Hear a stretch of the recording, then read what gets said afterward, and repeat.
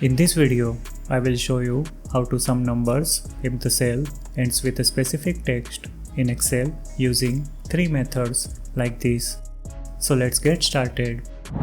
Here in this Excel sheet, I have some food item names in this column.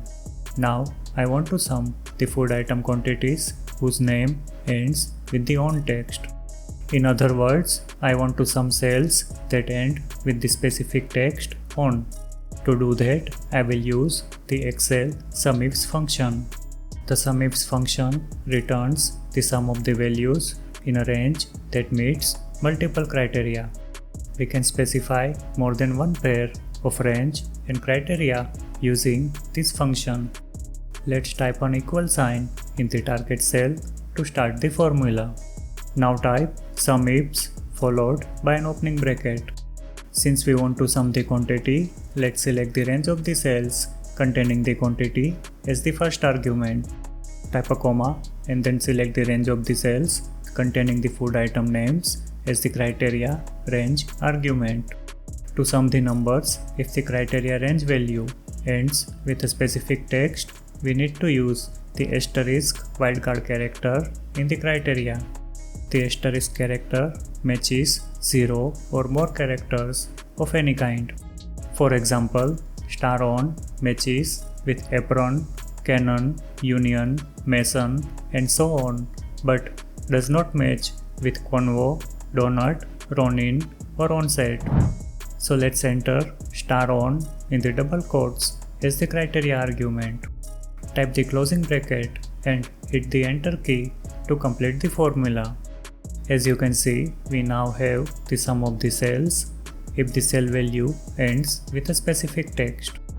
The SUMIFS function is not case sensitive. That means irrespective of the case of the food item names, the SUMIFS function returns the sum of the values as we can see from this example. Since we only need one condition to check if the cells end with a text, we can also use the SUMIF function instead of the SUMIFS function. Here is the formula to do that. Please note that the order of the arguments is different from the SUMIFS function. Here we need to specify the criteria range first, followed by the criteria, and finally the sum range. Just like the SUMIFS function, the SUMIF function is also not case sensitive. So even if the food item names are mentioned in the upper, lower, or mixed cases, the SUMIF function returns the sum of the quantities. We can also use the SUMPRODUCT function to sum the cells if the cell ends with a specific text. Here is the formula to do that. The right function takes the last 2 characters from all the cells in the given range and returns them as an array. The array elements are then compared with the text on, which will return an array of 5 elements containing true, false, and true. The true value is returned for the cells that end with the text on, and false is returned for the cells that do not. The Boolean multiplication operation converts these true and false values to 1 and 0 respectively. These 1 and 0 values are then multiplied with the respective quantity cells.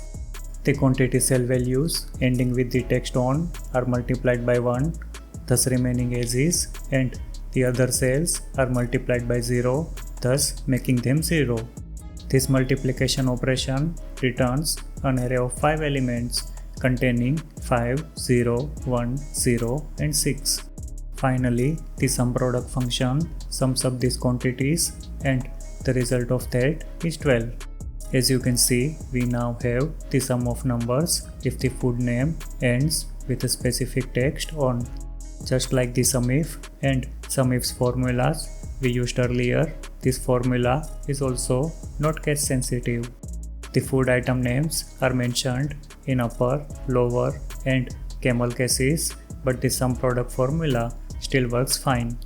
However, one advantage of the SUMPRODUCT formula over the SUMIF and SUMIFS formulas is that we can make the SUMPRODUCT formula case sensitive. To do that, we can use the Excel exit function. The exit function compares two strings and returns true if and only if they are the same, including their case.